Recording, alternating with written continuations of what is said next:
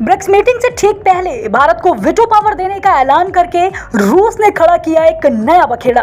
रूस के चेतावनी के बाद चीन और अमेरिका के फूल जाएंगे हाथ पांव। रूस के बयान से चीन भी सदमे में है, क्योंकि चीन के अलावा पूरी दुनिया भारत को परमानेंट सीट देने के लिए तैयार है।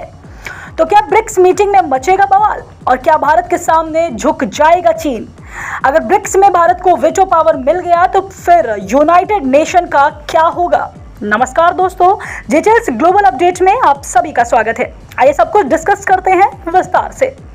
रूस का ये बड़ा ऐलान, जिसमें उसने भारत की संयुक्त राष्ट्र सुरक्षा परिषद यानी कि यूएनएससी में स्थायी सदस्यता का समर्थन किया है, सीधे तौर पर अमेरिका और चीन दोनों के लिए कड़ा संदेश है। ब्रिक्स सम्मेलन से ठीक पहले रूस ने ऐसा धमाका किया है कि मानो चीन और अमेरिका की नींद उड़ गई हो, और रूस ने यह साफ कर दिया है कि परमानेंट सीट पर किसी भी पश्चिमी देशों को जगह नहीं मिलेगा। यानी उसने जापान और जर्मनी का पत्ता काट दिया है। ब्रिक्स बेहद तेजी से कई संगठनों को पीछा करता जा रहा है। ब्रिक्स ने सबसे पहले G7 को धूल चटा दी है और अब डॉलर को मिट्टी में मिलाने की तैयारी चल रही है। इतना ही नहीं, पुतिन ने हालिया बयान से कहा है कि उससे साफ हो रहा है भविष्य में ब्रिक्स ही नाटो को सबसे बड़ा चुनौती देगा। इसके साथ ही ब्रिक्स में जिस रफ्तार से नए देशों की संख्या बढ़ रही है, उसे देखकर यूनाइटेड नेशन के भी पसीने छूट गए हैं।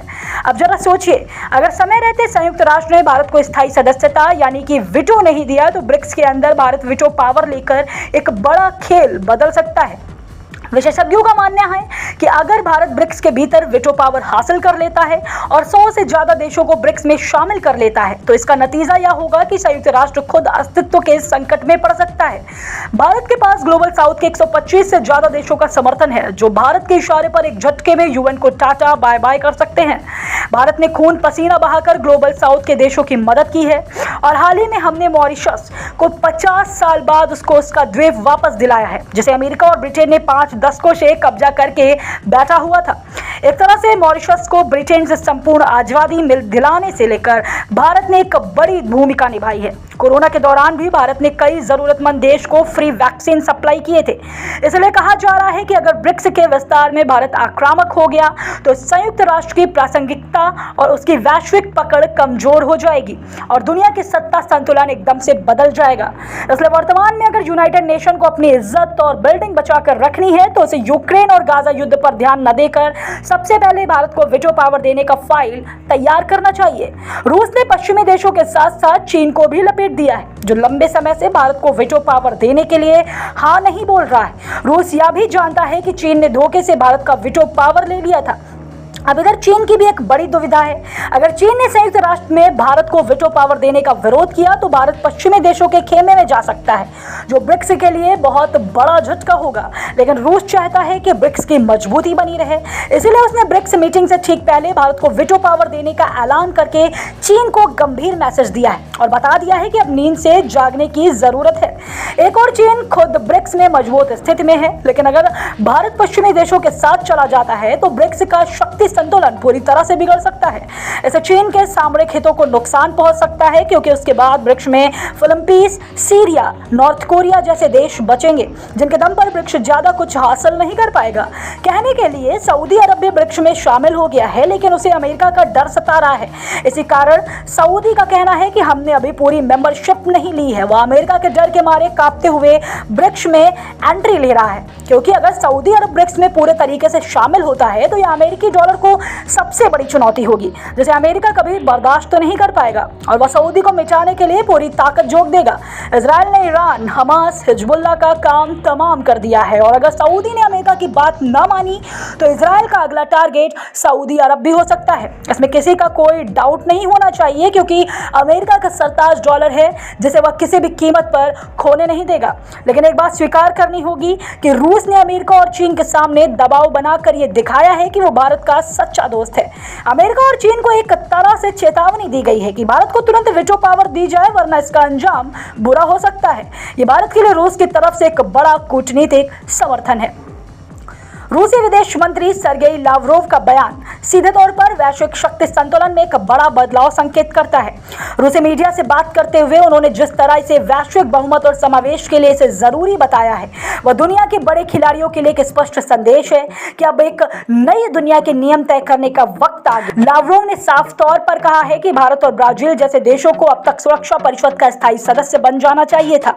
यह बयान देखा उन्होंने चीन को चेतावनी दी है, क्योंकि भारत के रास्ते में चीन के अलावा दूसरा कोई रोड़ा है ही नहीं। जरा सोचिए, दुनिया के सबसे बड़े लोकतंत्र और सबसे तेजी से बढ़ती अर्थव्यवस्था वाले देश को आखिर कब तक इस वैश्विक मंच से बाहर रखा जा सकता है? क्या भारत जैसे विशाल और महत्वपूर्ण देश को अब भी नजरअंदाज करना संभव है? नहीं। और यही बात लावरोव जोर देकर कह रहे हैं। रूस का यह रुख दिखाता है कि वो न सिर्फ भारत के साथ अपने संबंधों को मजबूत कर रहा है, बल्कि विश्व स्तर पर एक नई व्यवस्था की नींव रखने की तैयारी में है। और ये नींव तभी मजबूत होगी जब भारत जैसे देश इसमें बराबरी के हिस्सेदार बनेंगे। एक और दिलचस्प बात जान लीजिए जिसे मीडिया में डिस्कस नहीं किया जा रहा है। रूस का भारत के लिए संयुक्त राष्ट्र सुरक्षा परिषद यानी कि यूएनएससी में स्थायी सदस्यता की मांग का समर्थन कोई नई बात नहीं है, लेकिन इस बार यह एक बहुत ही सोच समझकर किया गया कदम है। खासकर ब्रिक्स सम्मेलन से ठीक पहले जब लावरोव ने फिर से इस मुद्दे को उठाया तो इसके पीछे एक गहरी कूटनीतिक चाल दिखाई दे रही है।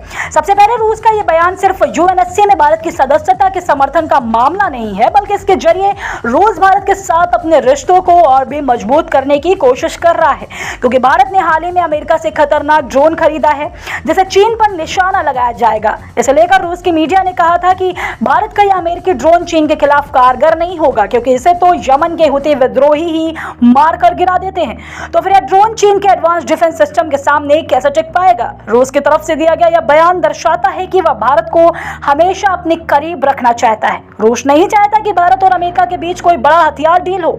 ऐसा इसलिए क्योंकि अगर भारत अमेरिका से हथियार डील करेगा तो इसका सीधा असर रूस के हथियार इंडस्ट्री पर पड़ेगा। इसी कारण आपने देखा होगा कि जब हमने राफेल खरीदा था तो पूरे ढोल नगाड़े के साथ इस डील की स्वागत की गई थी, लेकिन जब हम अमेरिका से कोई हथियार खरीदते हैं तो उसके लिए बाजा नहीं बजाते, नहीं तो रूस नाराज हो जाएगा। बीते सितंबर में लावरोव ने संयुक्त राष्ट्र महासभा की 79वीं बैठक में भी ये बात उठाई थी कि निष्पक्ष विश्व व्यवस्था के लिए सुरक्षा परिषद में ग्लोबल साउथ यानी भारत, ब्राजील और अफ्रीका के देशों का प्रतिनिधित्व बढ़ना चाहिए। अब ब्रिक्स सम्मेलन से ठीक पहले रूस का ये समर्थन करने का मतलब साफ है। रूस चाहता है कि भारत इस मंच पर और भी मजबूती से खड़ा हो, लेकिन क्या इसके पीछे कोई और कूटनीतिक चाल है? इसका जवाब हाँ में हो सकता है। देखिए, ब्रिक्स में जिस तेजी से नए सदस्य जुड़ रहे हैं उससे भारत थोड़ा असहज है। खासकर यह बात आती है नए सदस्यों के मुद्दों और उनके साथ व्यापारिक और कूटनीतिक तालमेल की। चीन और रूस तेजी से नए देशों को ब्रिक्स में शामिल कर रहे हैं और भारत को इस पर थोड़ा संभल कर चलना पड़ रहा है। भारत की चिंता यह है कि इतने सारे नए सदस्य ब्रिक्स के अंदर चीन की राजनीति को बढ़ा देंगे। यही वजह है कि रूस, जो भारत का पारंपरिक सहयोगी रहा है, अब यूएनएससी में भारत की स्थायी सदस्यता का मुद्दा उठा रहा है ताकि वह नए सदस्यों को ब्रिक्स में जोड़ने के लिए भारत का दिल जीत सके। इसके साथ ही रूस जानता है कि अगर भारत यूएनएससी में स्थायी सदस्यता की तरफ बढ़ता है तो इसका ग्लोबल स्टैंड और मजबूत होगा और रूस के साथ उसके संबंध और भी गहरे होंगे। साथ ही ब्रिक्स के भीतर भी भारत का वर्चस्व बढ़ेगा, जिससे वो नए सदस्यों के साथ तालमेल बिठाने में सक्षम होगा। इस वीडियो में फिलहाल इतना ही। आप अपने सवाल और सुझाव नीचे कमेंट बॉक्स या फीडबैक बॉक्स में लिख सकते हैं। फिलहाल आप देख रहे थे जी चैनल से, जल्द पूरे होंगे आपके सारे विल्स। धन्यवाद।